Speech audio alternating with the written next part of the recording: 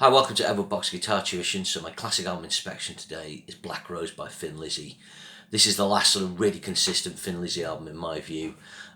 Chinatown, Renegade, Thunder and Lightning all have great tracks, but not the consistency of this. I prefer Fighting, Johnny Fox, Jailbreak. Might prefer Bad Reputation, really because of the live and dangerous and the Brown Robinson connotation. This of course features Gary Moore, this album, but it is consistent, quite punky, in places quite sort of raucous. You can sort of hear that influence in there. Produced 3 hit singles, Do Anything You Want to Do, the opening track, made number 14. Then Waiting for an Alibi made number 9. Number 9, great. And Sarah made, sorry about this, just looking for the number it made in the charts, number 24, there we go. So 3 really great tracks there. Obviously, album opens with Do Anything You Want to Do. This has got Phil in its funny Elvis impersonation on it. Nice harmonies, cool lyrics, really, those rapid fire lyrics, great sort of alliteration on those.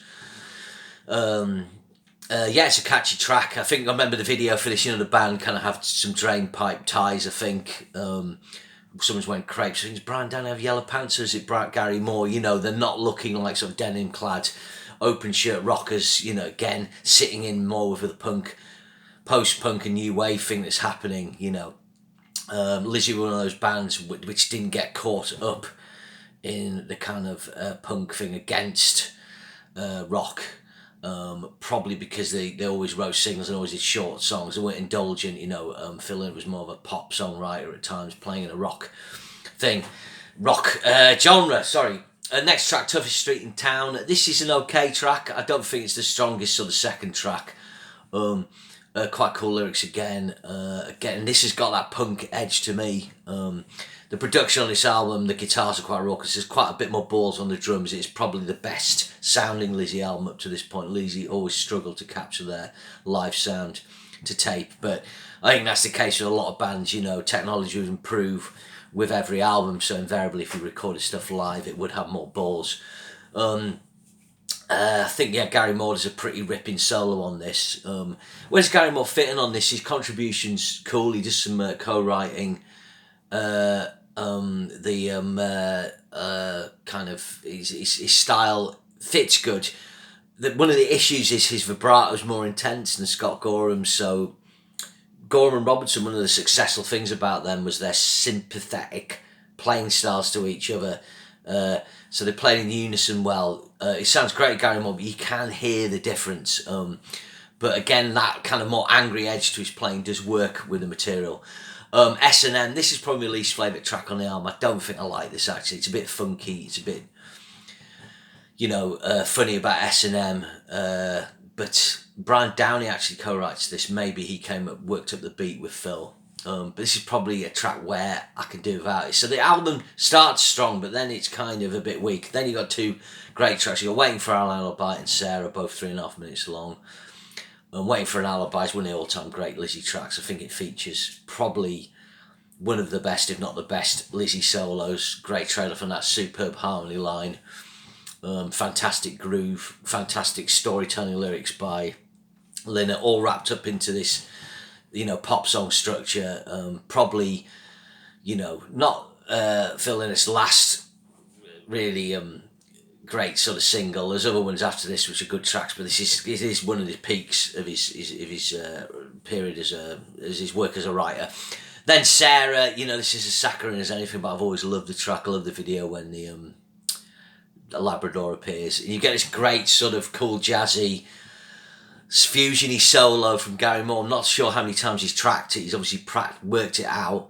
This tune uses jazzy chords, major sevenths, minor sevenths. Not a surprise that it's co-written by Gary Moore, probably bringing in a bit of his time in Coliseum into this. So it gives it a unique spin. So that's the end of side 1. A strong start, but finishing really strongly. Side 2 opens with one of the all-time great Lizzy fan deep cuts. You could question, is it deep cuts, because fans love it, got to give it up. It's kind of Phil Lynott recognising he's got a problem, recognising that he's got to give it up. And there's a lyric in it, he goes, "Mum, I'm coming home." It's all full of like pathos. You can imagine wanting to just get back to Philomena, wrap up, get clean, get some home cooking, you know. Yeah, it's a great track. It's got a lovely "got to give it up," you know, nice subdued quality to the choruses. Kind of one of those writers, Lynn, again, there's not anyone who could write lyrics like this or deliver this in the rock idiom. Then you got "Get Out of Here." I didn't used to be that fussed with this track, but it's actually a lot of fun. It's really rocky. Midge co-writes this, who later replaced Gary Moore for a bit. Happy to call himself Thin Lizzy's worst ever guitarist, quite amusing. I wouldn't fancy trying to learn the Thin Lizzy set on some cassette on a Concorde flight. Christ. I would have nightmares about that. I kind of do have nightmares about having to learn songs and not being prepared. But it's a good track. The production comes to the fore on this Tony Visconti. You know, he captures a lot of energy on this track. Then there's With Love next, which is a nice kind of sort of ballady track, kind of fitting in the kind of more mournful mood of Gotta Give It Love, Gotta Give It Up. Good harmony guitars on this. Should just actually Get Out of Here. It's got a great Gary Moore solo. He kind of does his open string pull off thing. You know, does those high bends. You know, you forget how much anger. You know, even compared to Van Halen or something. You know, Gary Moore when he's hitting those high E bends and he kind of grabs the two notes. Really great. So that's a good track. And then you finish with Black Rose, Roisin. Sorry, I can't pronounce the Gaelic for this, but he's got the Gaelic spelling, Black Rose in brackets, and a rock legend. So this is a great track. Gary Moore's sort of masterpiece influence on this. Great like 12/8 feel that Lizzy was so good at with her Celtic roots. Really good riff. Starts with a great harmony guitar solo where they kind of, you know, one goes behind what the other one's played and they get this kind of cadence, I suppose, sort of thing, or the notes kind of harmonise behind each other. And then it uses Shenandoah, Will You Go, Lassie Go, Danny Boy, and a Mason's Apron, which are traditional Irish arrangements by Phil and Gary Moore. They work into the track. Phil actually quotes Whiskey in a Jar at the end, which is quite interesting because he kind of avoided that track. Not the lead line, but the lyric. It's a nice ad-lib at the end. So this is a real Thin Lizzy classic, kind of.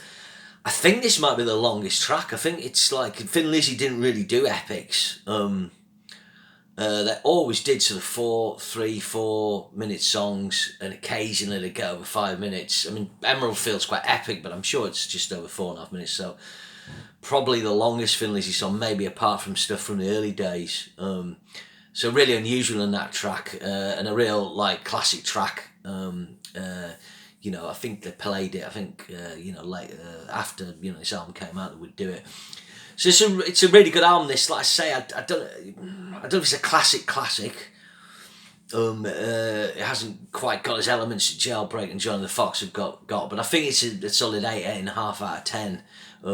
It is a lot of people's favourite or second favourite Thin Lizzy album. I think the Lizzy albums, once Robbo joins, I think Nightlife's, bar a few tracks, it's got that patchiness, but there's definitely a consistency from Fighting, Jailbreak, Johnny the Fox, Bad Reputation, Live and Dangerous, and this. You know, it continues the run. I think Winner maybe meant to go on a US tour on this, and Phil got ill again.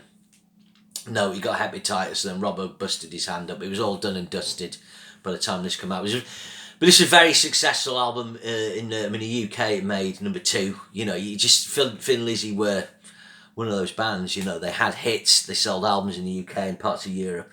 Never quite broke it in the States, but still hugely influential. But yeah, a great record. 45 years old today. Check it out. If you enjoy these reviews, please share and subscribe. And I'll see you again soon. Thanks very much.